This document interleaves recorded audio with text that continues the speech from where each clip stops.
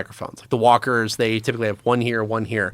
What we're doing is a phased array of microphones so that I can actually steer the amplification beam. Like I could say, hey, like I could send in a footsteps over in this left direction. Let's point in that. Or even crazier. Imagine that I'm looking at a target with this, and I look at that target. It can cancel out all of the other sound that it knows is coming out of phase with that direction and distance, and it can give me just the sound there coming from that as best it can. So it can give me not just enhanced hearing, but directional enhanced hearing. I can say, I want to listen to what that guy 100 yards over there is saying. I'm not promising you'll be able to hear, but you'll be able to hear it a lot better than you would without it. So it's worth noting, like the way this came together is crazy. There was a contract to do this, to build an infantry combat heads-up display. In 2017 and 2018, that was awarded to Microsoft by the United States Army.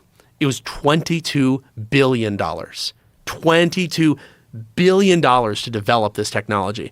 And I actually wanted to compete in that competition back then, but at the time, Anduril was only about 24 people. And so it was a competition. Do you remember Magic Leap, the augmented reality? Yeah. It was a competition between Magic Leap and Microsoft. Microsoft ended up winning. I think that's probably good because the guy who was running Magic Leap was not really a fan of the military, and I think it's dangerous to have... Even if you don't, it's fine to not like the military, but you shouldn't have people who don't like the military running the military, right? Like people, and I think you shouldn't have people who are in love with the military regulating the military, right? You know, everyone has their role. Anyway, I was very skeptical of their technology. You remember HoloLens? Mm-hmm. That was Microsoft's like consumer virtual reality, augmented reality effort. Their AR project was adapting that to the military into this product called IVAS.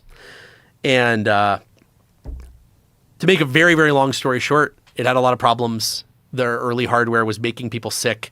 It had lag. The night vision wasn't working well. There were soldier evaluation touch points that came out where they were saying, hey, I'll get killed if I wear this. Microsoft invested a lot of money trying to make it better, but eventually they ended up killing even their consumer HoloLens division. They just shut everything down. And so the crazy part of this whole story is starting a few years ago, I started going to Microsoft and saying, hey, will you guys just give me the IVAS program? Like, will you just let me take over? You guys can keep building, Microsoft applications, cloud computing, the stuff you're good at. Let me build the tactical heads-up display hardware. And when I first talked to them years ago, they thought I was nuts. Like they was almost like insulted. It was like when Microsoft tried to buy Nintendo and they got literally laughed out of the room. And then as time went on, they started to laugh less and less. And eventually they said, hey, remember how you said you wanted to take over IVAS?